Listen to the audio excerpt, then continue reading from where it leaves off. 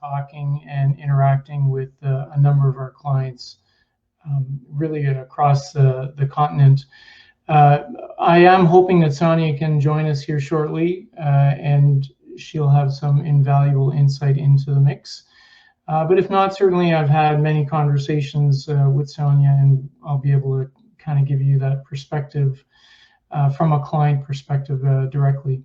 So I'm going to leave my video off so you can see actually more of the screen than just me, and we'll launch right into the webinar.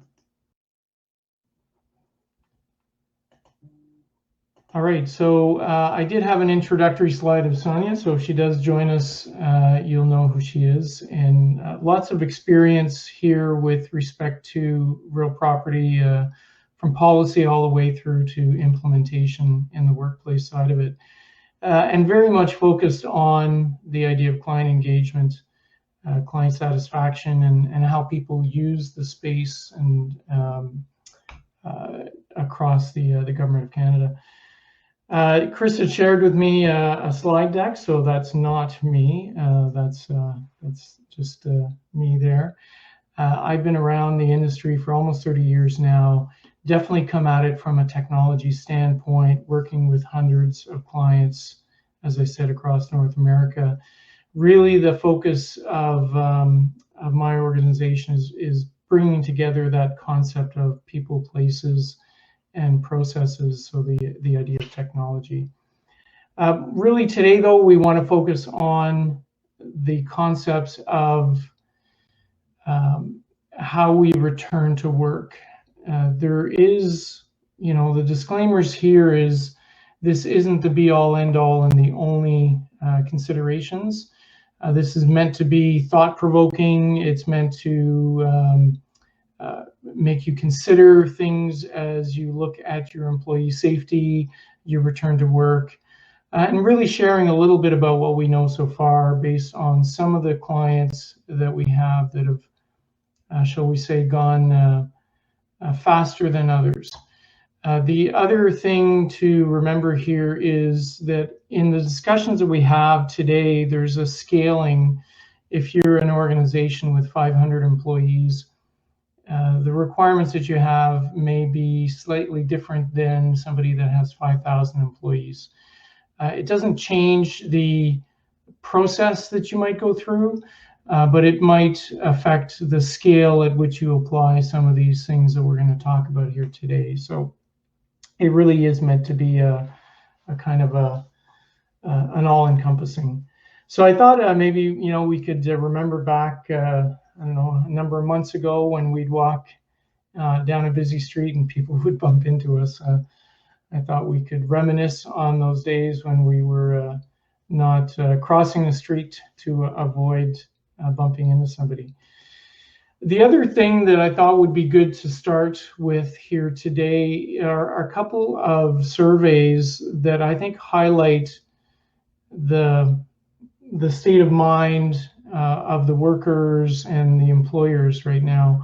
And again, take from this what you will, but when you look at this particular LinkedIn survey, you start seeing that the word uncertainty would certainly be common across most of the surveys, but here we're seeing flexibility. A lot of people have definitely gotten used to working from home. Even my own organization, when I've reached out to staff, and I would have pegged 3 or 4 people as being adamant that they wanted to come back into the office and be in the office space. Even they've softened that approach and said, I'd like the opportunity to come back, but I'm not sure that I would be coming back for the full week. It might be a couple of days a week. So there's a certain amount of flexibility that we're seeing. And it's pretty consistent that that'll stay in the new steady state as we go forward. The other thing is, again, the employee comfort. And this particular KPMG survey talks about, what people are thinking about and how they feel about returning to the workplace. So you're seeing that, more than half of Canadians are afraid, it maybe might be a strong word, but certainly concerned about the return to the workplace.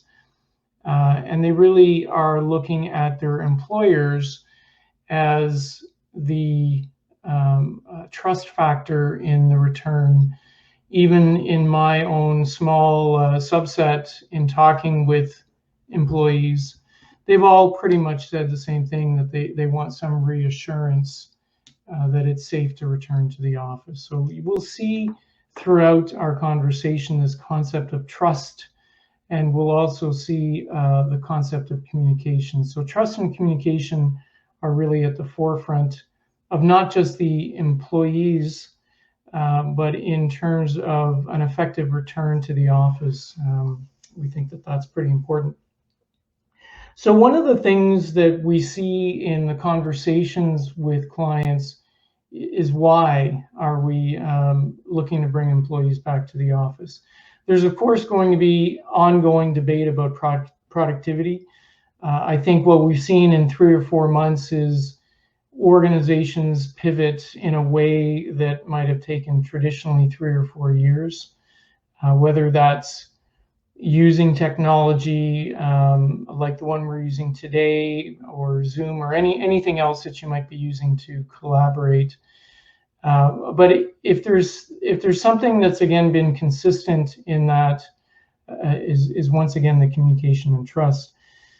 I'll touch on collaboration here for a second, because in the discussions with most of my clients, they've talked about collaboration being an important key to returning to the office. Now, I don't disagree with that. I just think that in the current environment, when we start looking, we'll talk about this as we go through the presentation today, there's certain return to work protocols and governance that's going to dictate the ability to collaborate in the office. And I'll give you a couple of quick examples on that idea of collaboration. The first one is some clients have implemented shift work, so a kind of week on, week off. So this is pretty common in the assigned seating world, where you don't have the ability to turn off every other desk. So you're laying out a schedule for team A to come in 1 week or for 2 weeks, and then team B is going to be coming in the following week or 2 weeks. And that's to avoid John and Susan from sitting beside each other. But if John and Susan need to collaborate, shift work really isn't going to help that when they're coming back into the office. So that's a consideration. The other consideration is meeting rooms, and the idea where some companies have simply turned off the meeting rooms, or even made the informal meetings in lunch space or around the coffee machine out of bounds. So that normal collaboration that we would expect in the office really isn't available to us, at least not yet. So it is forcing a change to do that more online and do more effective methods of collaborating. So it's just worthwhile considering that if you feel the need to bring people back because we're all going to sit in the same room and collaborate on a whiteboard like we used to, that may not be available to us. And quite honestly, the surveys are showing that employees aren't that comfortable. One of the surveys that I saw recently, I think it was about 3/4 of the respondents had said their biggest concern in returning to the office was, I'm going to say, getting the virus or from one of their fellow employees, or essentially how careful their fellow employees are being. So definitely a consideration.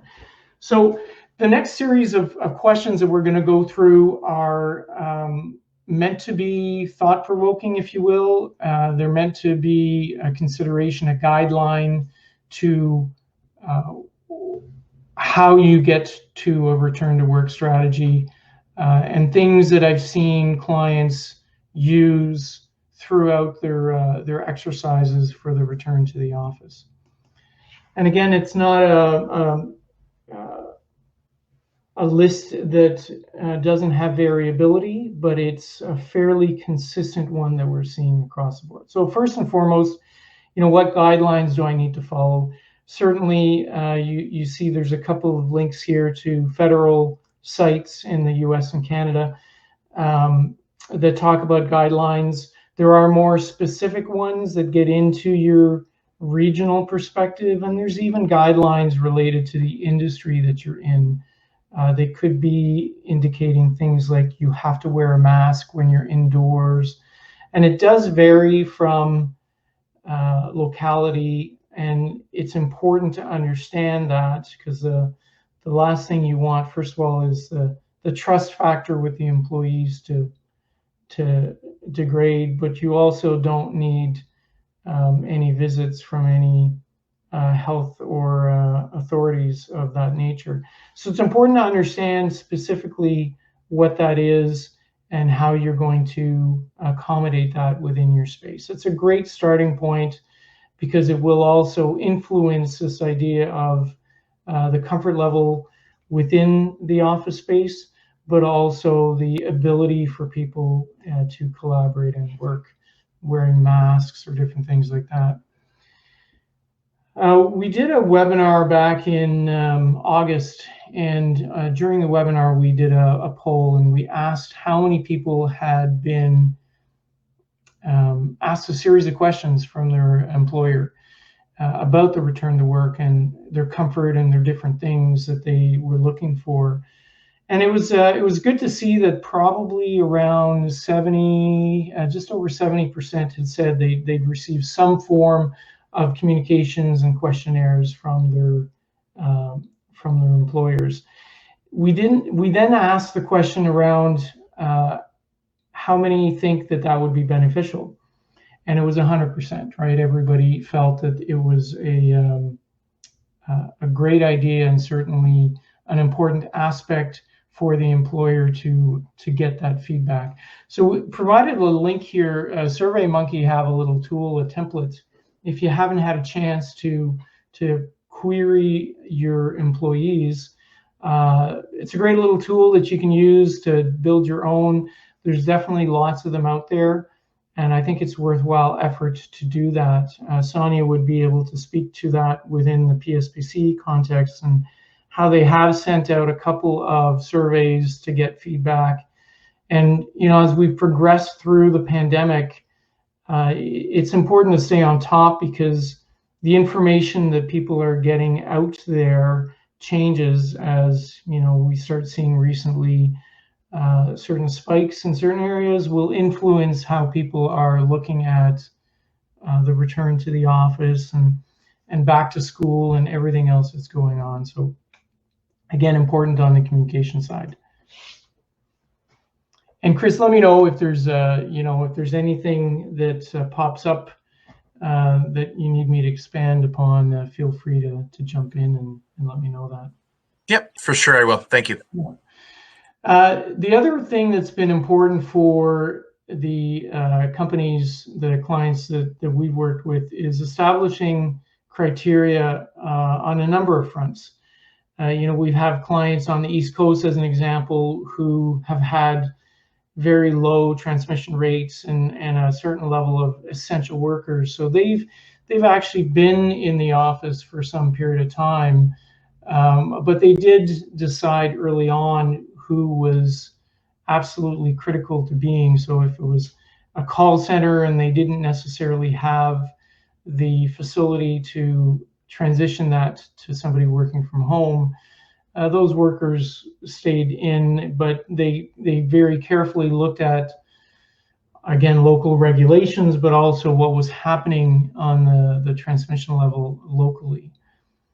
A fairly, again, common thing is this maximum occupancy side of things, making sure that there's a maximum. It's kind of a transition in our industry where we were trying to optimize, for most clients, they were trying to optimize space and be as efficient as possible.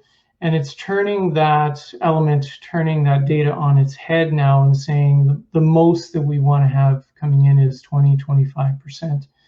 And a lot of this is phased. A lot of this is geared around a starting point, and then figuring out, looking at the data and figuring out what's happening as to phase 2, or what we're calling day 1, day 2, and day 3. So there's going to be a certain amount of agility that's going to be required. Another common refrain is this idea of assigned versus unassigned seating. And unassigned seating isn't for everybody. There's been a lot of trends towards that these days.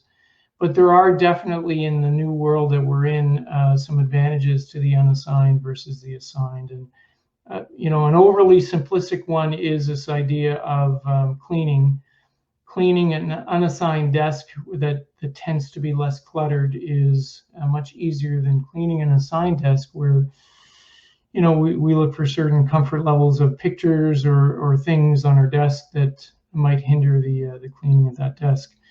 The other part to unassigned versus assigned is the idea of distancing.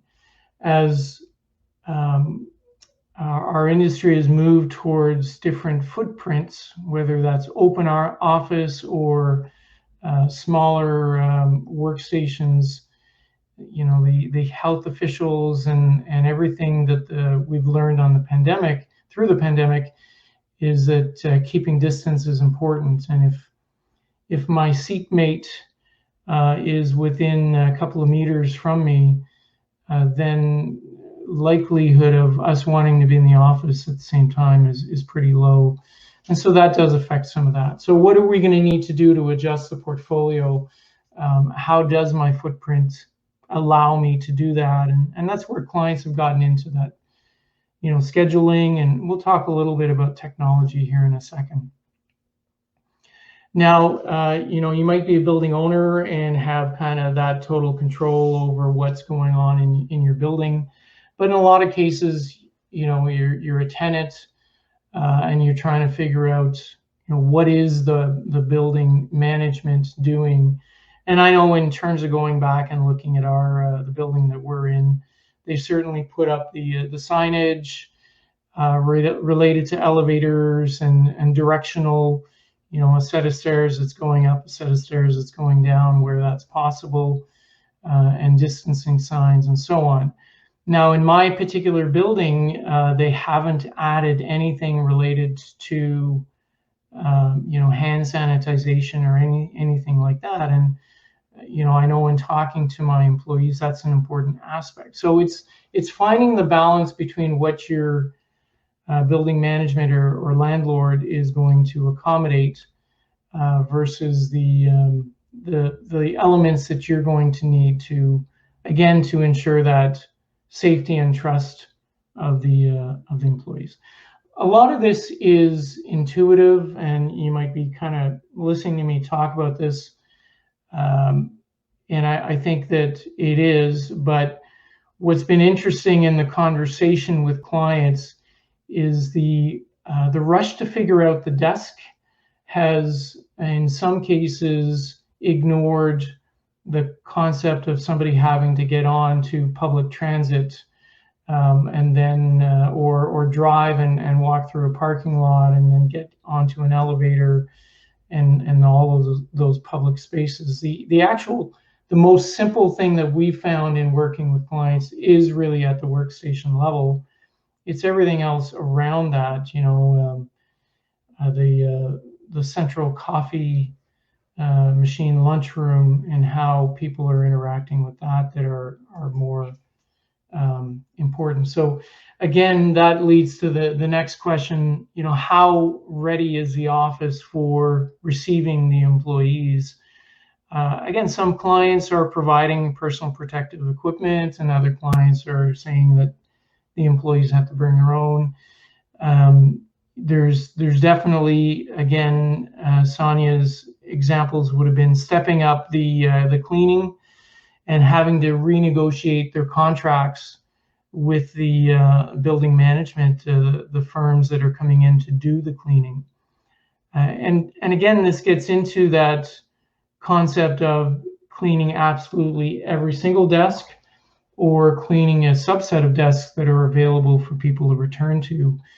In the government of Canada, there's been a transition over the last couple of years to activity-based working, so the unassigned seating, and also a concept called co-working, kind of a shared space where any government of Canada employee can book a desk and come in and work for the day. So if you live in the east end of Ottawa, for instance, and weather's bad, or you need to stay closer to home for some school reasons, you could book a desk in an east end location and work there for the day.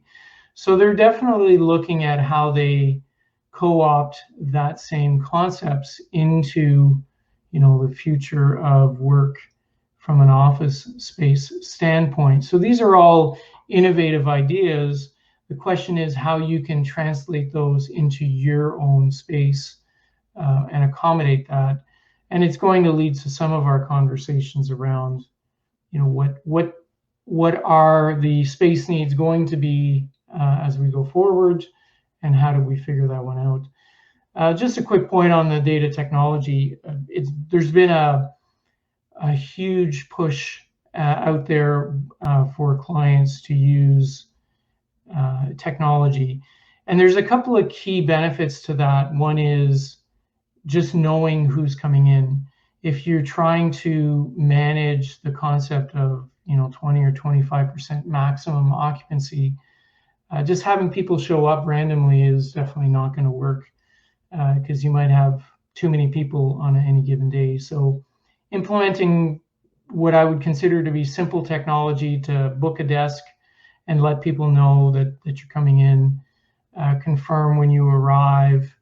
And it does allow, I'm doing a bit of air quotations here around privacy, but it does allow for some contact tracing, but in a way that is not violating any sort of privacy rules. So if somebody calls a couple of days later and says, I'm not feeling well, I'm going to get tested, that you have the ability to figure out who was in on Monday and just let them know to self-isolate until you get some results. So you're not really breaking any privacy rules, but you're certainly ensuring that people are as safe and healthy as possible. So there's been a big push to, either leverage data or technology that people already have, or implement some things on that. My 2 cents and my advice on that is to keep it simple. There are components out there that will do many things, but we still don't know where we're going to land in our final new steady state. So keeping it simple is definitely good. Something here on this next slide that we talked about internally is the day in, day out of receiving packages. And the person in my office that normally would receive the package was kind of saying, I want them to drop it off and leave it there for a day. I don't want to be the person that's interfacing with somebody from the outside.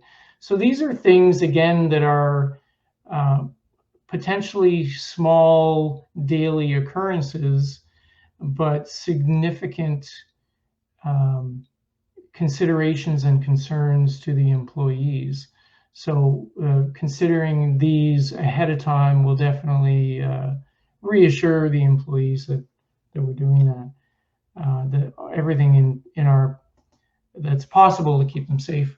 I was definitely going to lean heavily on Sonia here, but I can speak to this very much. This idea of return to work guidelines, as you would expect, Government of Canada have spent a fair bit of time doing this, and it is on a big scale when you start talking about hundreds of thousands of employees. So this is a great example of scaling your return to work types of guidelines. And this touches on something I spoke about earlier, which is everything from outside the building to then the common areas when you enter the building, to the idea of the layouts of your space, including those collaborative areas, and then all the way down to, what is it that my workers are doing. I was speaking with somebody about how anxious they were to get back to the office, and then they received the return to work guidelines, which was fantastic. And what happened was that they were kind of less excited to get back to the office, because in their particular guidelines, which one could argue are extreme, but they were being cautious, was that people had to eat their lunch at their desk. The lunchrooms were closed off. Those types of spaces were closed off. And one of the reasons this person was looking forward to going back was a certain social element that clearly we're not getting working from home. So they were trying to eliminate the stir craziness by getting back into the office. But as they looked through the guidelines, they realized they were coming to their desk, they were sitting at their desk, and then they were going home. So the response was, well, that's what I'm doing right now, but I have the ability to use my own kitchen. So it depends, but these guidelines are going to help both from keeping people safe, but also from a communication standpoint. There's a link here to the Government of Canada one. They worked with, I believe it was AECOM to develop these, and did fantastic job. So again, you can go online and you can query some of these things and find great examples, and then you can scale them to fit your particular need. If you're not dealing with 5 million square feet and hundreds of thousands of employees, your requirements might be slightly less.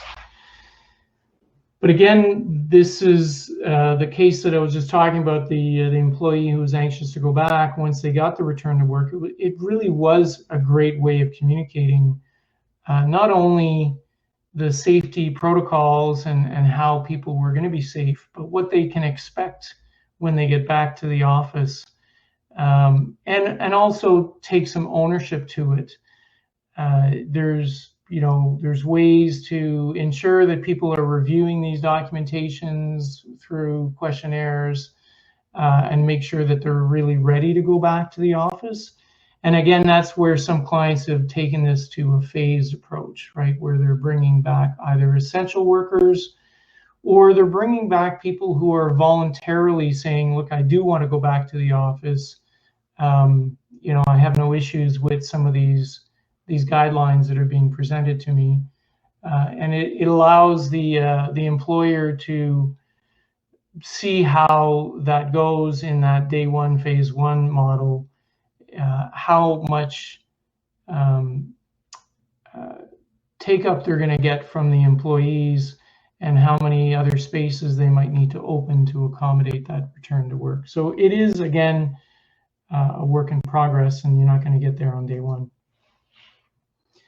So there's been, again, a number of conversations around this. Obviously, hopefully nobody's had to deal with this idea of actually getting sick. But there's been questions that have come about where we of course read in the press about long haulers, people that have been sick for some time. So again, employees are looking to understand how this may affect their the policy that they have and the benefits that they have. Clearly, I'm not the expert on that, but I think there might be some people on the line that have some knowledge on that. Our host today can definitely shed some light on some of these things. So it's important to understand, what that is, all the way through to what's available. I know early on with our own organization, we definitely shared things from our provider of what was available. So that was great to be able to point them in the direction. But there's also lots of online stuff that's good, both from a government standpoint and just generally out there. So there's some good examples. Chris, I'm sure that your organization can share some equally excellent examples around information that's available. But it's, again, a great thing to communicate. Mental health is going to continue to be at the forefront of this return to work, or more specifically, the staying home to work, and finding the balance around that.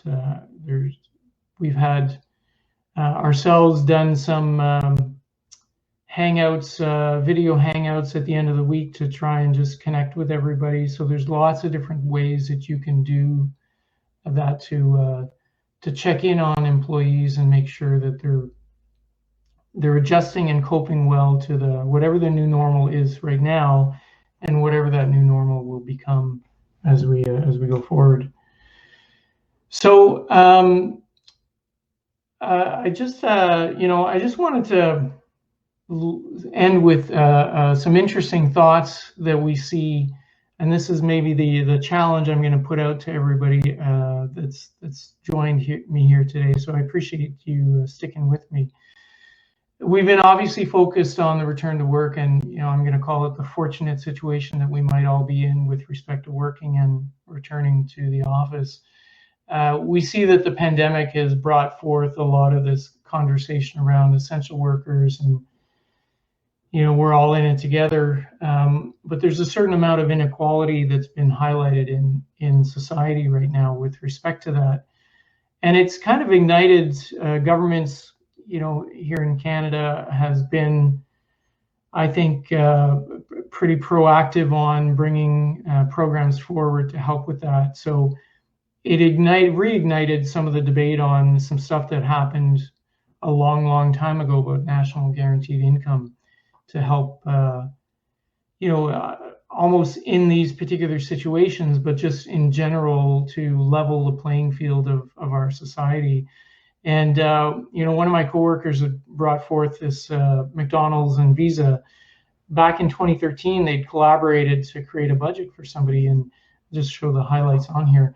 What's interesting in the budget that they created for somebody who really would have been, one of these, as we're calling them now, frontline or essential workers, is that they actually had two jobs in order to make ends meet.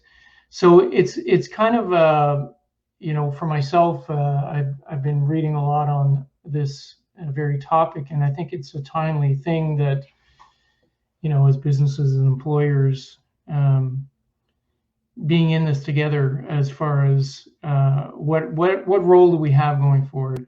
Just wanted to leave you with that thought, because I think as a country here in Canada, we're very lucky in what we have, and I think it's important to maybe share that good fortune as much as we possibly can. So what change are we going to be able to bring forward with this? So with that, still not Wayne, but thank you for that. And Chris, I'll kind of turn it over to you in terms of any questions that there might be. Sure. Well, I appreciate you offering your insights and industry insights. Obviously, safety is the #1 priority for all staff and all organizations, big and small, whether you're a government agency or a private firm or anything like that. And you touched on a couple of really good points, is that, we're all in this together, right? So having respect and consideration for your fellow employee, and just being empathetic to, not everyone's going to feel comfortable like you mentioned. There are certain people that, hey, I just want to get back into my regular routine and go from there. And then there's other people that are still not comfortable, and that will require an adjustment. So having respect and consideration for your fellow employee is really good, especially as we all adjust to this, I'll use air quotes again, new normal, and the reopening of your office. And I think you also touched on a really good point about communication and how it's important to, open those lines of communication. So if an employee appears to have symptoms, whether that's a fever or a cough or just not feeling really well, then there should be an opportunity to talk to their manager or their team lead and just say, hey, you know what, I'm not really feeling well, out of respect for my fellow employees and for my own health, I'd like to stay home and get tested and follow the recommendations of the public health authorities, right? So, it really does start with being able to feel comfortable speaking with your employees and your management. And I know for me, it's somewhat different because I work remotely. I'm based here in Ottawa, and our office, as I mentioned earlier, is in Mississauga. So for me, I don't experience that, but I have gone into the office a couple times post COVID, and I've been really encouraged and I don't want to say surprised, but I've been encouraged by the fact that there are access controls and things in place that are dealing with employee safety. So when I came in, I was wearing a face mask, and our receptionist was also wearing a face mask, and she took my temperature as soon as I came in and explained where all of the places in the office were, and just made me feel comfortable. And I think that's really, really cool. And you also mentioned something about scheduling, and it's really important to understand your capacity, understand the schedules that you've put in place for your fellow employees, and making sure that your employees adhere to those, so that you're not scrambling where you were expecting to have 10 employees and then all of a sudden you have 13 or 14 because people decided to come in, right? So there's a lot of really cool things that I'm really appreciative that you touched on.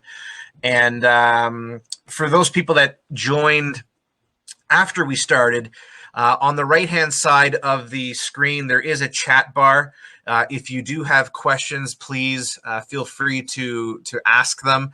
I will, this presentation has been recorded, so I will be sending a copy of this to all participants who registered for this event, and we'll also be publishing this on our social media platforms. So I'm not going to.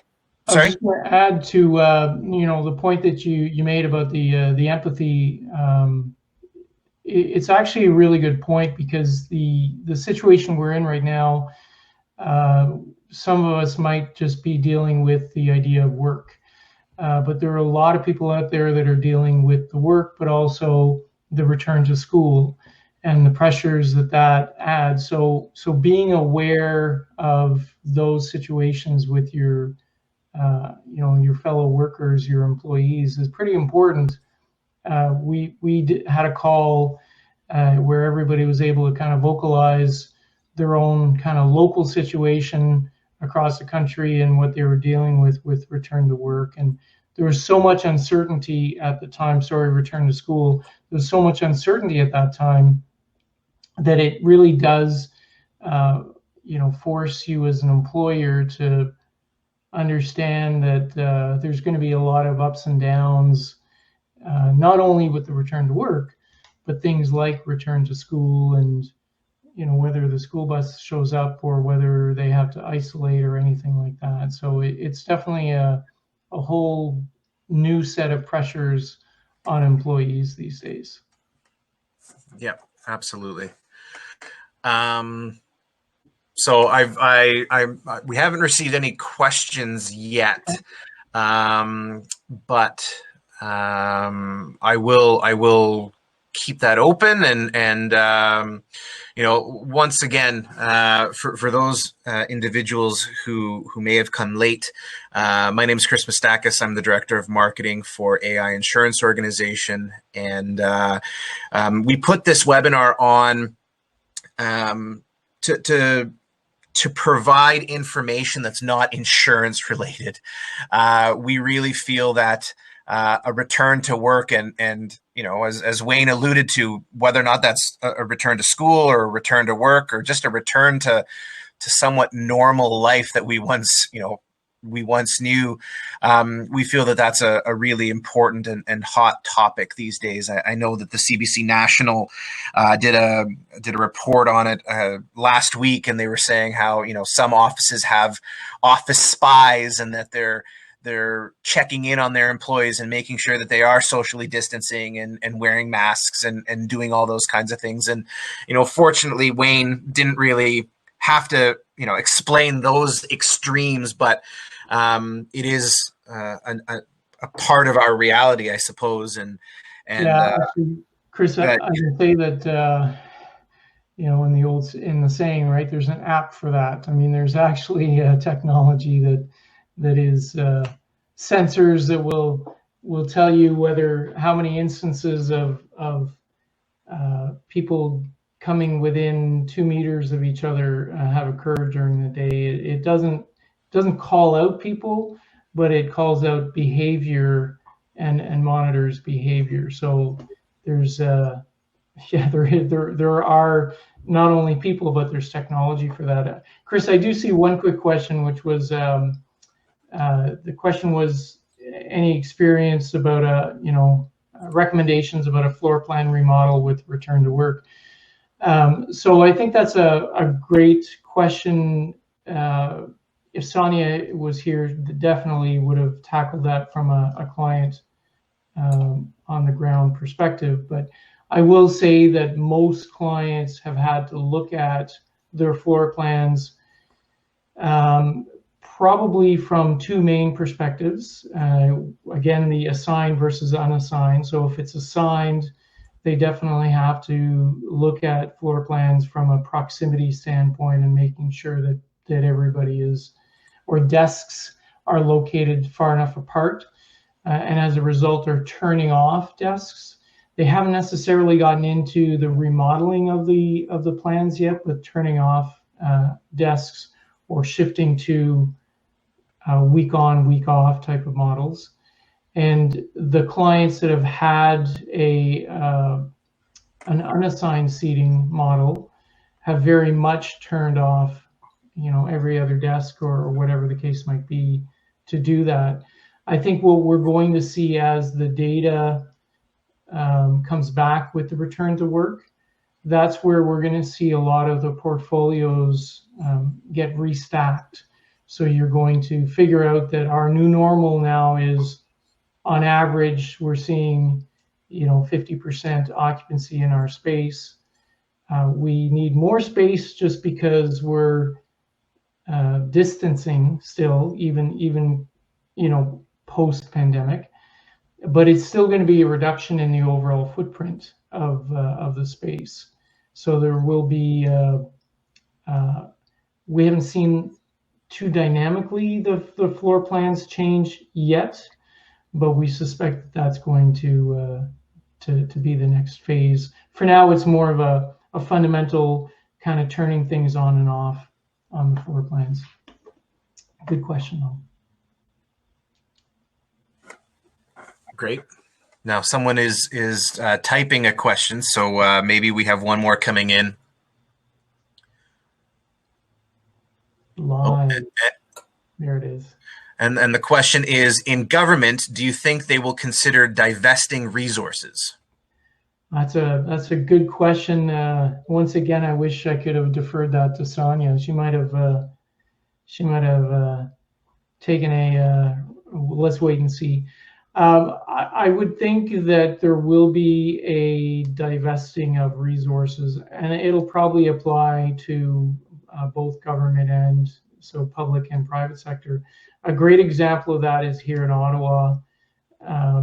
Certainly in Canada, and in Ottawa, there's been a lot of attention paid to Shopify and their headquarters here. They have, I think, 5 or 6 prime floors that are essentially now available for sublet, and these were their flagship spaces that they would have attracted talent with. And you're seeing that with Google and a number of other companies that are kind of saying, yeah, we're able to do things remotely. That may not apply to all industries, but I certainly believe that there's going to be a shift towards divesting of portfolios. Yeah, to your point, if you've ever been to the Shopify headquarters, it's something else. There were floor upon floors of office building, office spaces, and collaboration spaces, and stand up desks, and their cafeteria is like an entire floor, and it's just this.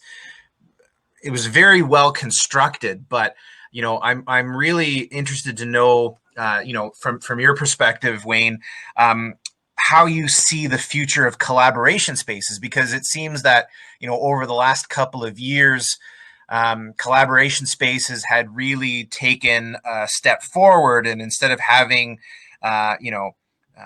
boardrooms, we had these huddle spots or whatever, and now with COVID, it sort of means that we kind of have to take a step back from that. So do you see us taking 2 steps forward and 1 step back with that, or what do you think the future of collab spaces and huddle spots will be? I think that I think there's definitely a pause in that. Um, I don't want to get into the scientific side of when we're going to have uh, any sort of vaccine or anything that would allow us to hug people again or shake hands. Who knows where that's going to land?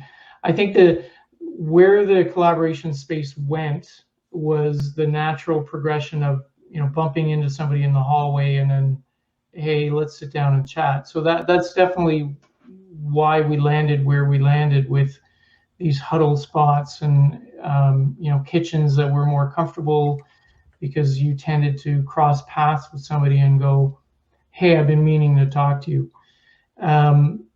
Until we get to the new steady state back in the office and figure out that on average, 30-35% of people are back in the office.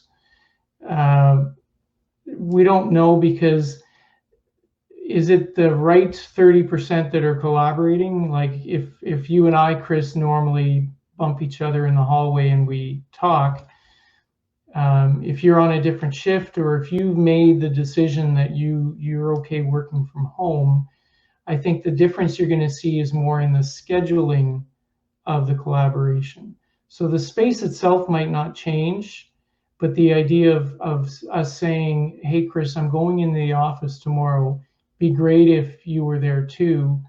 And whether that's in that email way, or whether that's using the technology to invite you to a meeting in the office. So this idea of hoteling, room reservations, and applying technology to that. I don't want to be the one to forecast what the space is going to look like. I think there will be changes, but I think that there'll be also, the need to still do some of that collaboration. Mm-hmm. Another question that just came in: have you seen, or do you think management styles will need to change with 50% of the workforce working from home? Yeah, actually, I was reading an article this morning about performance and that exact topic. So first of all, I think it's already changed. I think that there were always people who preferred to see people in the office, and in some way, shape, or form, that was, the idea that they were doing their job or doing their work. And a belief that could not possibly be the same from home. I think, if anything, the pandemic's proven that to be incorrect. I think that people are as, and I'm making general statements. There's obviously individual cases, but I think people are as capable of performing, if not more so. And I think that to say that that's already left, the horse has already left the barn, I think is really the the word that I would use. I don't think that we're going to go back to performance measurements the way that we used to. I think that there's going to be a need for more, instead of these annual reviews, there should be some touch points that happen throughout the year because we're not sitting in the same office all the time. I think we've already seen that change. When you look at technology that's been deployed to make people work at home, I mentioned it earlier in the webinar. Stuff that would have taken us 3 years to do has happened inside of 3 months or less. And so the mentality of that is, and the last point I'd make on that, Chris, is I think that the employees are, when you look at the surveys, are going to push back on that model of saying, I need to see you in the office. You're either going to see people take jobs where they don't have to be, or organizations are going to have to change in order to retain the talent that they want. To that point, do you think organizations, I mean, we saw the question about divesting resources. Do you see a shift in investing in resources as well, to make sure that employees get up to speed with technological requirements and higher speed internet and better webcams and those types of things, so that everyone or so that the playing field is a little bit more level, I guess? Yeah, I do think that organizations are going to have to pay attention to that and make sure that the employees can be productive, and whether that's monitors or chairs or very very kind of tangible things. I think that you already see that there's a shift in the workers. Somebody who would have worked in a downtown office lived downtown because they didn't want to deal with the commute. Again, just looking at real estate facts and figures, the idea of people buying a property that actually has a property has increased during the pandemic. I'm not saying there's a mass exodus from downtowns, but there's certainly a shift in that, and so that is going to influence the employers. And it'll influence where employers look for their employees. If you were traditionally this type of employer that looked for somebody, in Montreal, and you wanted somebody to come into the office, with the new shift that we have, all of a sudden, it really doesn't matter where your employee lives. So you can search for talent pretty much anywhere. I mean, many organizations already got there, but I think you'll see more organizations move towards that. So I kind of answered your question, and I took it a step further with respect to the shift. Very cool. Well, I think we've touched on a lot of different topics, and I certainly appreciate your expertise and your industry insights. Thank you to everyone for joining us on this call. As I said, I will be sending the recording of this to you via email, and it will be published on our social media. So you can follow us at AI Insurance Organization on Facebook, or at Get Certain on Instagram, and at Horizon on Facebook, and at _Horizon on Instagram. So thank you very much for attending. Thank you for your insight, Wayne, and we will see you again. Thanks very much, everyone. Have a great day. Cheers.